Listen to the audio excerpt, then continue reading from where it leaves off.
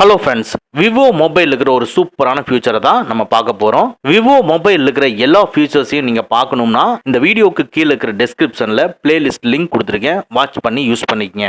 இன்னைக்கு இந்த வீடியோவில் விவோ மொபைலில் இந்த ஸ்க்ரீனில் டிஸ்பிளே ஆகிற மாதிரி கோட்ஸும் ஆல்பமும் நம்ம செட் பண்ணிக்க முடியும். அதை எப்படி செட் பண்ணுறது அப்படிங்கிறதா இந்த வீடியோவில் பார்க்க போகிறோம். வாங்க நம்ம வீடியோக்குள்ளே போகலாம். நான் யூஸ் பண்ணுறது விவோ T1 44 வாட்ஸ் மொபைலு. நீங்கள் உங்கள் விவோ மொபைலில் ஹோம் ஸ்க்ரீனை லாங் ப்ரெஸ் பண்ணிக்கங்க. பாட்டமில் டிஸ்பிளே ஆகிற மாதிரி ஒரு மெனு டிஸ்பிளே ஆகும். இதில் விட்ஜெட்டை கிளிக் பண்ணிக்கங்க.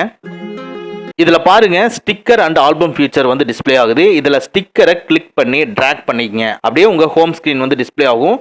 இந்த ஹோம் ஸ்க்ரீனில் எந்த இடத்துல இந்த ஸ்டிக்கரோட பொசிஷன் வேணுங்கிறத நீங்கள் கிளிக் பண்ணி விட்டுருங்க. அப்படியே அந்த பிளேஸில் ஸ்டேபிளாக டிஸ்பிளே ஆகும். இது என்ன பர்பஸ்க்குனா, நீங்கள் ஒரு கோட்ஸை டெய்லியும் ரைட் பண்ணி வச்சுக்கலாம்.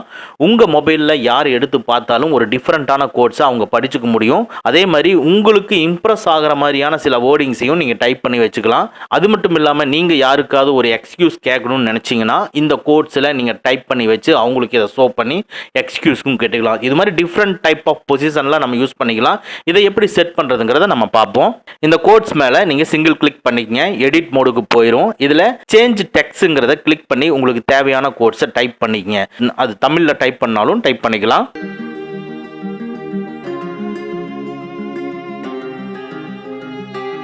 Next background colour. இதில் வந்து டிஃப்ரெண்ட்டான கலர்ஸை உங்களுக்கு எது வேணுமோ நீங்கள் சேஞ்ச் பண்ணி வச்சுக்கலாம். அடுத்து ஆட் இமேஜ். ஆட் இமேஜை கிளிக் பண்ணிங்கன்னா இந்த கோட்ஸுக்குள்ள பேக்ரவுண்டு கலருக்கு பதிலாக நீங்கள் அட்டாச் பண்ணக்கூடிய இமேஜஸ் வந்து ஸ்க்ரீனில் டிஸ்பிளே ஆகும். இதெல்லாம் சேஞ்ச் பண்ணி முடிச்சது பின்னால டாப் ரைட்ல இருக்கிற சேவ்ங்கிறத கிளிக் பண்ணிக்கங்க. இந்த கோட்ஸ் வந்து உங்க ஹோம் ஸ்கிரீன்ல டிஸ்பிளே ஆகும்.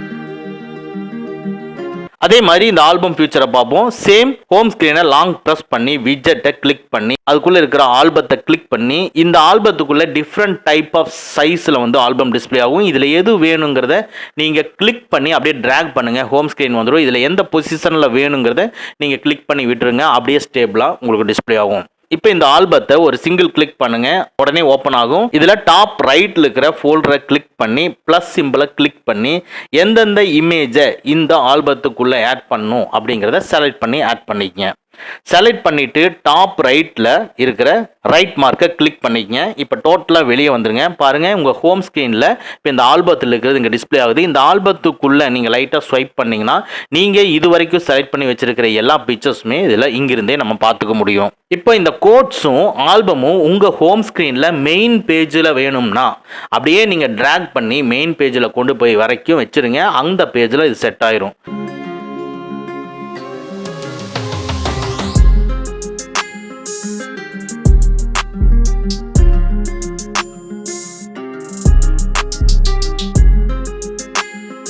ஓகே ஃப்ரெண்ட்ஸ், அவ்வளோதான். இந்த வீடியோ உங்களுக்கு பிடிச்சிருந்தனா லைக் பண்ணுங்கள்.